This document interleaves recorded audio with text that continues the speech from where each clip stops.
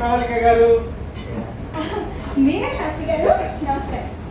Madam, నేను స్టైల్గా good morning చెప్తే మీరేంటి పాత చింతకాయ పచ్చళ్ళ నమస్తే అంటారు? పెట్టడానికి ఓ లెక్క ఉంటుంది శాస్త్రి గారు. నమస్కారం పెట్టడం సంస్కారం కదా.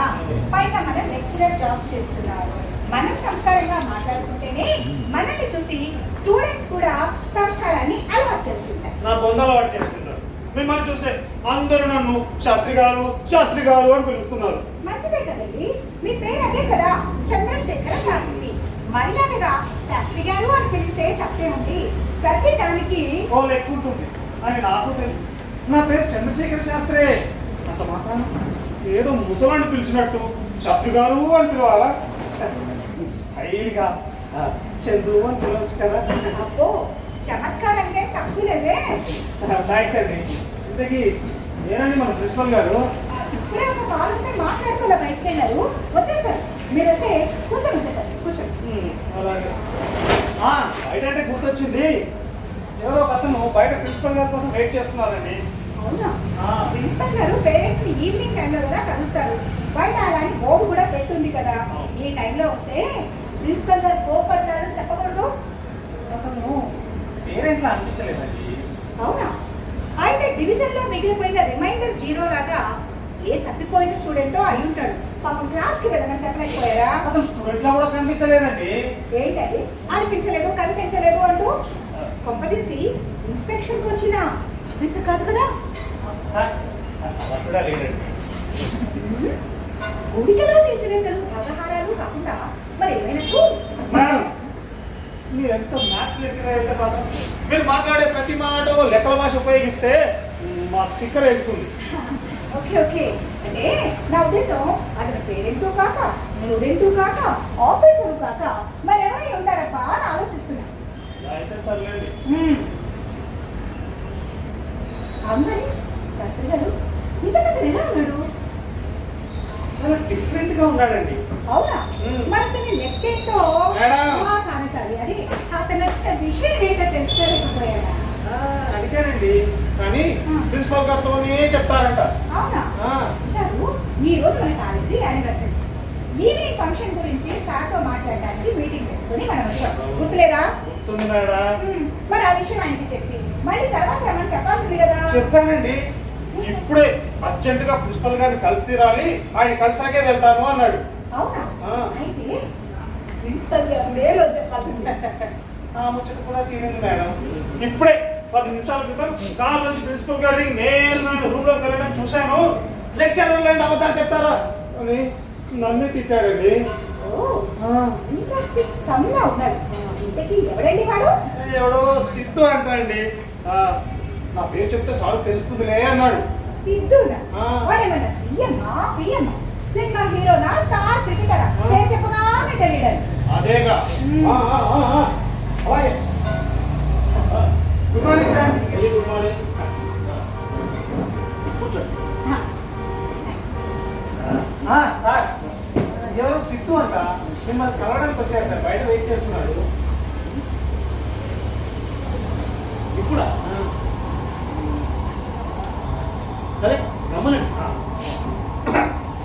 అదిగో అతనే వచ్చేసాడు. ఏం సార్ బాగున్నారా? మీకేం బాగానే ఉంటారులేండి.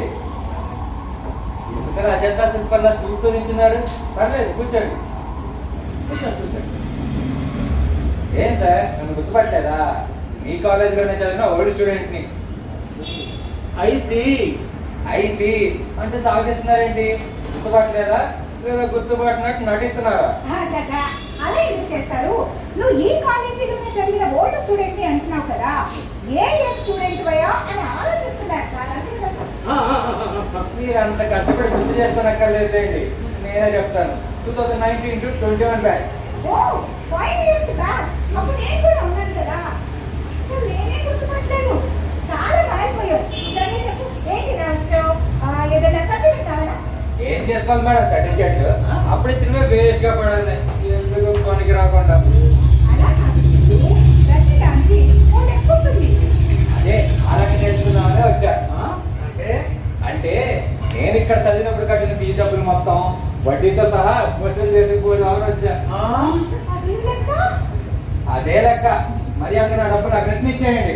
ఏంటి బాబు, అప్పుడెప్పుడో నువ్వు ఈ కాలేజీలో కట్టిన ఫీజు మొత్తం ఇప్పుడు నీకు రిటర్న్ ఇచ్చేయాలా?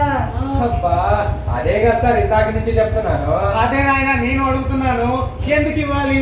ఎందుకేంటి నేను మీకు ఫీజు ఎందుకు కట్టాను? చదువు నేర్చుకోవడానికి కదా. మరి చదువు నేర్చుకోలేదు కదా. నేర్చుకోకపోతే లెక్కల్లో తేడాలు వచ్చేస్తాయి కదా. అదే అదే అంటే నువ్వు ఇక్కడ ఎగ్జామ్స్ లో పాస్ అయ్యి ఉన్నావు. ఈ పెట్టిన ఎగ్జామ్స్ లో పాస్ అయ్యాను మేడం, కానీ లైఫ్ లోనే ఫెయిల్ అయిపోయా. లెక్కలు చెప్పే లెక్చరర్ కి అర్థం కాని లెక్కలాగా ఉంది నీ ఆన్సర్. మా అందరికి కొంచెం అర్థమయ్యేలా చెప్పు. థ్యాంక్స్ మేడం, మీరేనే నన్ను పేరు పెట్టి పిలిచారు. అక్కడి నుంచి సార్ నన్ను అయ్యా బాబు అనిపించింది, చాలా చిరాగ్గా ఉంది. తెలుగు లెక్చరర్ కదా, అందరినీ అలాగే పిలుస్తూ ఉంటారు. అసలు నీ పేరు వాసాయి మాకు చెప్పారు తెలుసా? Thanks madam. Babu Siddhu, matter miss చేయకుండా మీ హిస్టరీ ఏంటో చెప్పు. మీరు చెప్పే చరిత్రలు పుస్తకాల్లో చదువుకోవడం తప్ప కొత్త పుస్తకాలు బాగా చేయడానికి పనికిరాలేదు సార్. మా ఫ్రెండ్స్ అంతా బాగా సంపాదించి సెటిల్ అయిపోయారు. రీసెంట్ గా గెట్టు గదిలో కలిసినప్పుడు ఎలా సంపాదించారా అని అడిగాను. అంటే అట్లా మీరు చదువు చెప్పింది, ఇలాంటి విషయాలు కూడా తెలియకుండా ఈ రోజులో ఎలా బతుకుతున్నారా అని నన్ను ఎగతాళి చేశారు. అంటే వాళ్ళు ఎలా సంపాదించారు అని చెప్పారు, ఏం చేస్తున్నారంటే వాళ్ళందరూ? వాళ్ళంతా షాపులు అని ఏమేమో చెప్పారు. స్టాక్ మార్కెట్లు, షేర్లు అంటున్నావా? అది నీకు అర్థం కాలేదు అంటున్నావా? అయ్యో సిద్ధు, ప్రతిదానికి ఓ లెక్క ఉంటుంది నాన్న. ఇప్పుడు సరి సంఖ్యలు, వేసి సంఖ్యలు అన్ని లెక్కలు భాగాలే అయినా వాటిల్లో కూడా తేడాలు ఉంటాయి. అలాగే నువ్వు చదివిన చదువుకి ఇప్పుడు నువ్వు చెప్పిన కోర్సులు కూడా చాలా తేడాలు ఉంటాయి. అవి వేరు ఇవి వేరు. వేరు లేదు చెట్టు లేదు, తేడాలు ఎందుకు ఉంటాయి మేడం? అంతా చదివే కదా. అలాంటప్పుడు మీరు మమ్మల్ని మోసం చేసి చదువు చెప్పకుండా డబ్బులు గుంటున్నారన్నమాట. మర్యాదగా నా డబ్బులు నాకు రిటర్న్ ఇచ్చేయండి. అలా ఎలా ఇచ్చేస్తారయ్యా? ఎలాగోలా ఇచ్చేయాలయ్యా. ఇవ్వకపోతే ఇవ్వకపోతే మీడియాలో పిలిచి రచ్చ రచ్చ చేస్తాను, సోషల్ మీడియాలో హత్యలు చేస్తాను, ఈ కాలేజీలో ఒక్క స్టూడెంట్ కూడా చేరకుండా చేస్తాను, అసలు మీ కాలేజీని నామ రూపం లేకుండా చేస్తాను. ఆవేశపడకయ్యా బాబు.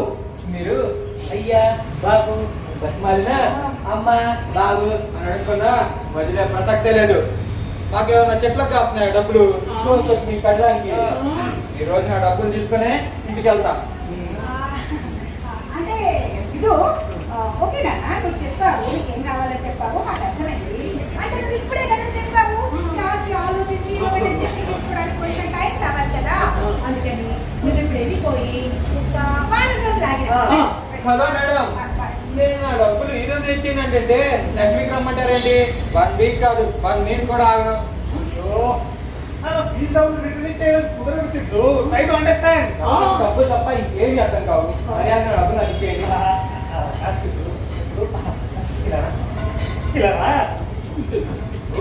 నువ్వు చాలా మంచివాడివి, నీకు బోల్డ్ అని తెలివితేటలు ఉన్నాయి అని నీకు కాంటాక్ట్ సర్టిఫికేట్ ఇచ్చావు. అది నీకు ఫ్యూచర్ లో బాగా ఉపయోగపడుతుంది, నీకు మంచి జాబ్ కూడా వస్తుంది. నేను తెలివైన వాడిని అనుకోడి, నాకు పేపర్లు ఇచ్చి మీ తెలివితేటలు నా దగ్గర చూపించండి. మర్యాద నా డబ్బులు సంగతి చూడండి.